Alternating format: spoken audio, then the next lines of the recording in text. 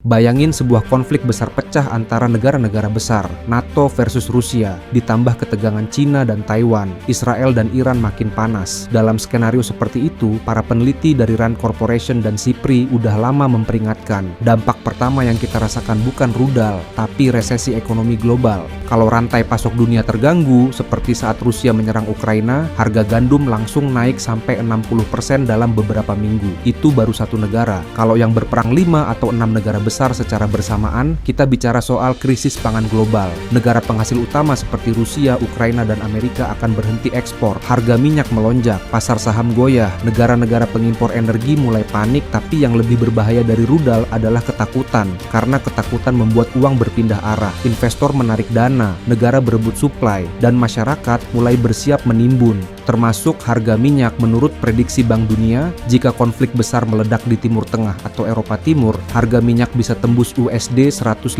hingga 200 per barel. Itu artinya ongkos transportasi, logistik, hingga harga barang pokok ikut naik. Inflasi akan meroket. Saat perang Ukraina dimulai, inflasi global sempat tembus 9%. Dalam skenario Perang Dunia III, angka itu bisa naik 2 kali lipat di beberapa negara. Negara miskin akan paling terdampak. Gak cuma ekonomi, konflik besar juga akan mengacaukan pasar tenaga kerja. Banyak industri, dari manufaktur, teknologi, sampai penerbangan, akan berhenti produksi. Pengangguran meningkat. Data dari International Labour Organization memperkirakan dalam krisis berskala global, lebih dari 150 juta pekerjaan bisa hilang. Dan itu baru krisis ekonomi. Dari sisi geopolitik, negara-negara netral seperti India, Turki, dan bahkan Indonesia akan dipaksa memilih pihak. Sistem aliansi militer seperti NATO dan CSTO akan aktif sepenuhnya. Ada potensi satu konflik kecil bisa memicu reaksi berantai yang nggak bisa dihentikan.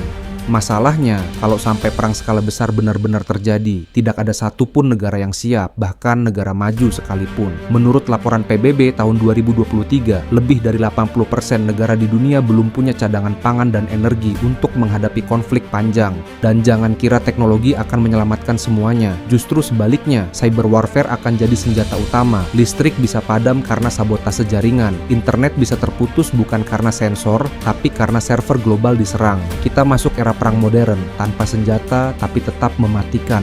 Jadi, kalau kita bicara soal Perang Dunia Ketiga, ini bukan sekadar soal nuklir dan tentara, tapi soal bagaimana dunia yang sudah sangat saling terhubung bisa hancur cuma karena satu konflik besar yang gak bisa diredam sejak awal. Menurut kamu, seandainya Perang Dunia III benar-benar terjadi, negara mana yang akan paling terdampak pertama? Dan apakah Indonesia siap? Tulis pendapatmu di komentar. Jangan lupa like dan share kalau kamu rasa konten ini penting buat dibahas lebih banyak orang.